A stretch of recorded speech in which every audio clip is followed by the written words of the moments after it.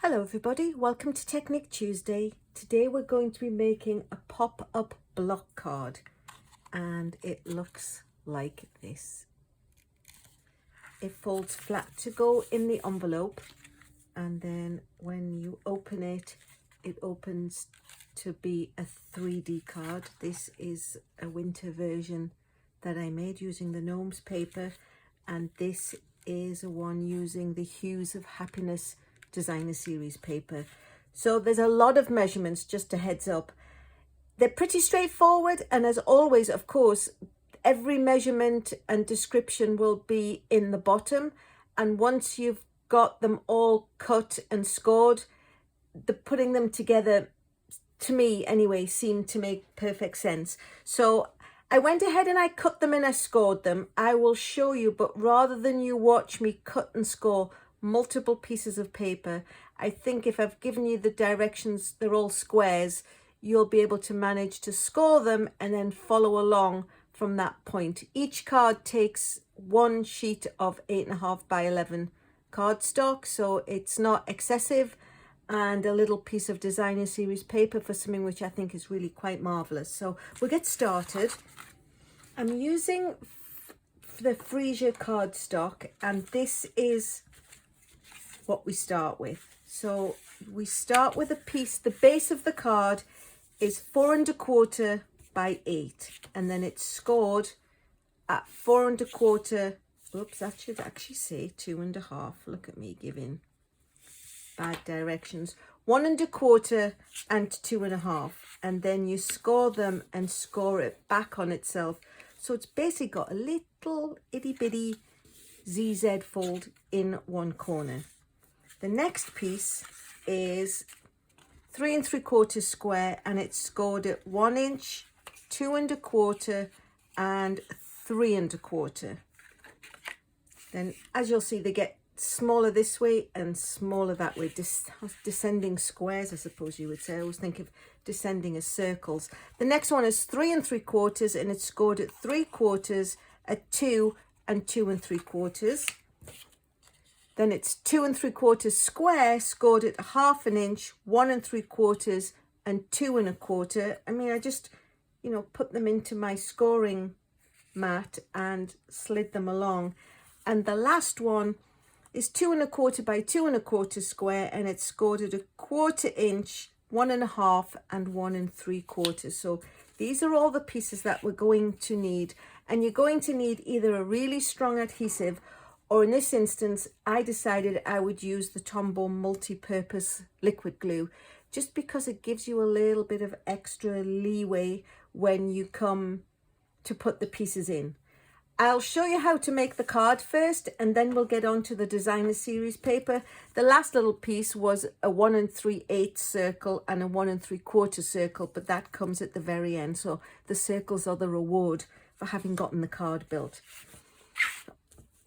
As we started, 1¼ by 8, scored at 1¼ 2.5. So we're just gonna make the ZZ fold, give them you really have to pay attention to the creases, because it's really important that you get them neatened to the edge. So the 3¾ inch, the rule which I discovered as I was making it is really you put the adhesive on the very left hand side, on the very right hand side, and then when you come, I'll do it before I put the sticky on, when you come to stick it onto the card, you fold it in, it's not in the middle of the length, but you fold it on the middle fold score.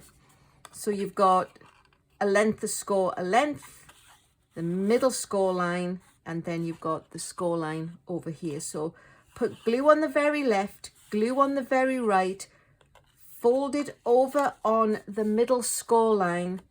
That was the trick that I got to keep everything in mind. Then it doesn't really matter what dimensions you eventually cut them at, they will all fit snugly together. Put some adhesive down the left hand side, down the right hand side, fold it on the middle score line, and then we're going to center this equally on that fold and just press it down.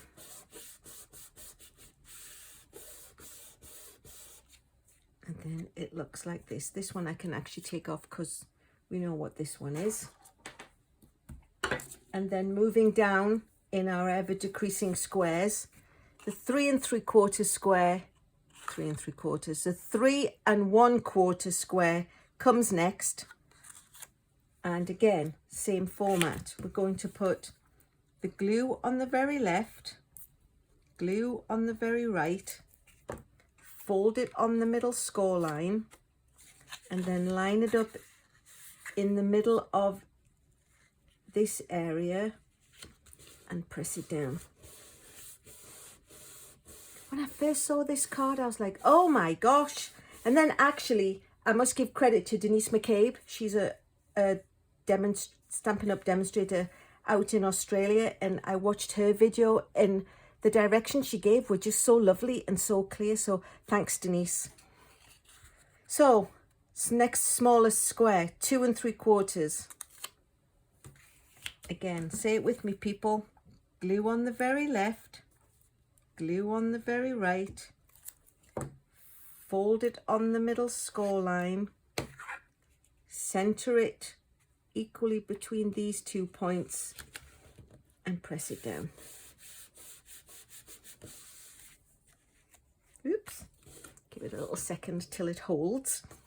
And while that's holding itself, we'll do the last square, which is the 2 1/4 square. I have to be honest and say the 1/4 inch was a little bit of a tight little fit when I came to fold it to score it, but as long as you've got really nice sharp edges, you shouldn't have any problems. So here we go.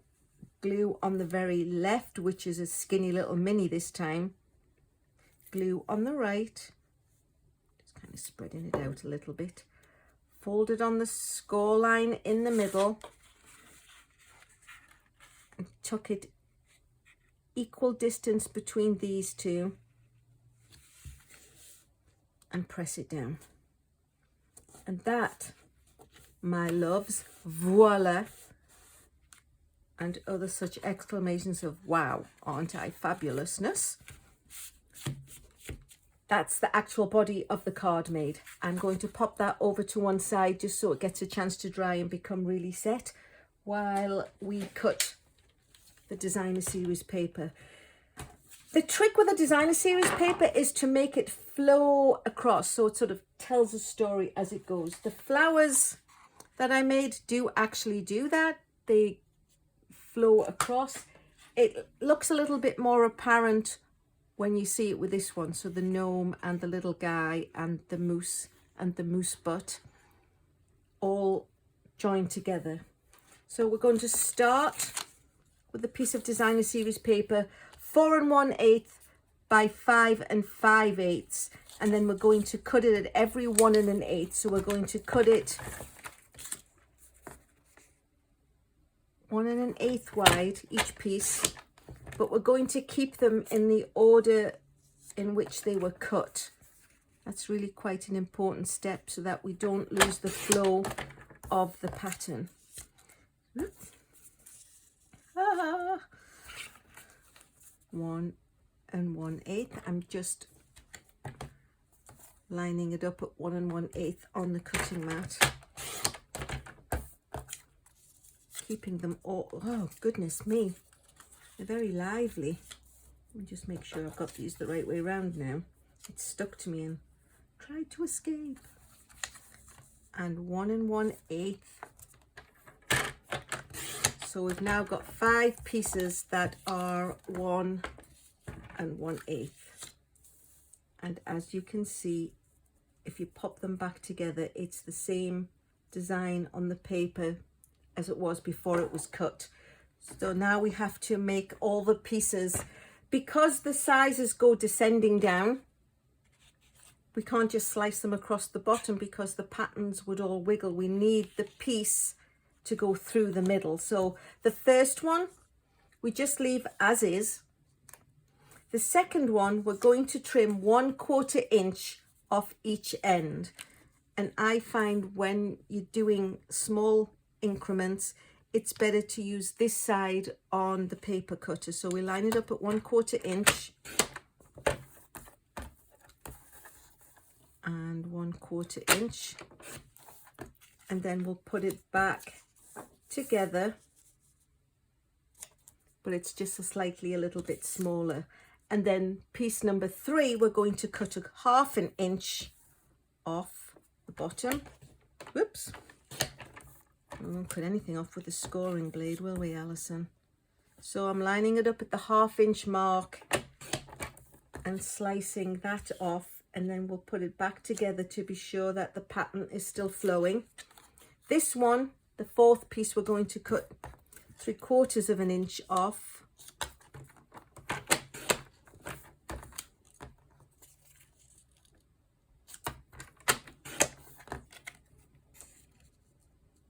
That one will go there. And last but not least, the very end one, we're going to cut 1 inch off from each end. Like I say, you can't just whack 2 inches off one piece. So now they all fit, and you can see how they're going to go on the card body. Let me just move my little post-it, which I needed more for myself. And then we'll bring back in the body of the card. So now it's all nicely stuck down. The glue's had a chance to blend, and you can see it gets smaller and smaller that way, but it also gets smaller and smaller in the depth. So let's start assembling.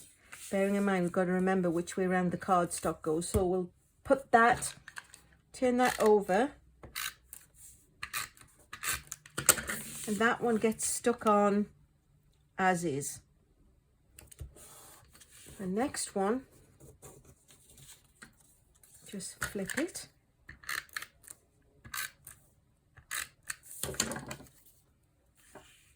and stick that one in, so you can see how the pattern is flowing.